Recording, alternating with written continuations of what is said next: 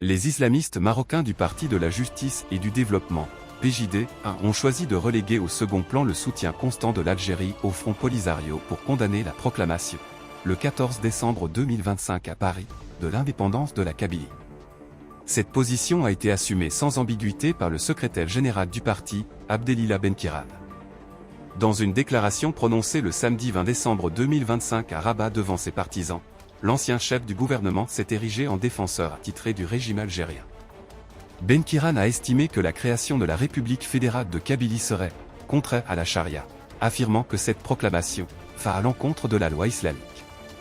Il a invoqué le concept des Oumma unis pour qualifier cette initiative de grave erreur, allant jusqu'à y voir un mal terrible, et le prélude à la mise en œuvre de conspirations coloniales visant les pays islamiques. L'ancien Premier ministre, en fonction de décembre 2011 à mars 2017, ne s'est pas contenté de défendre la position officielle d'Alger. Il a également vertement critiqué les Marocains ayant exprimé, sur les réseaux sociaux, leur soutien à la proclamation de l'indépendance de la Kabylie. Selon lui, ce soutien va à l'encontre de la loi islamique et porte atteinte aux intérêts de l'Algérie, du Maroc et de l'ensemble de la région, estimant que l'unité de l'Algérie est dans l'intérêt du Maroc et de tout le Maghreb. Si Abdelila Benkiran a justifié son hostilité à l'indépendance kabyle par un argumentaire religieux, les représentants du mouvement Amazi au Maroc n'ont, pour leur part, guère brillé par leur engagement en faveur de la création de la République fédérale de Kabylie. Cette retenue a été expliquée par leur rejet de toute revendication séparatiste.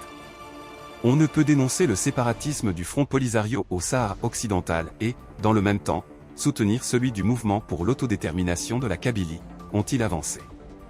Une justification qui, toutefois, mérite d'être nuancée. En effet, ces mêmes acteurs avaient accueilli avec enthousiasme, le 20 avril 2024 à New York, l'annonce du président du MAK, Ferhat Meheni, relative à la renaissance de l'État de la Kabylie. Cette dynamique s'était notamment traduite par la création, à Agadir, d'un groupement d'action de soutien au peuple kabyle. Plusieurs médias marocains avaient alors évoqué des projets de marche et de sit-in destinés à appuyer la cause kabyle.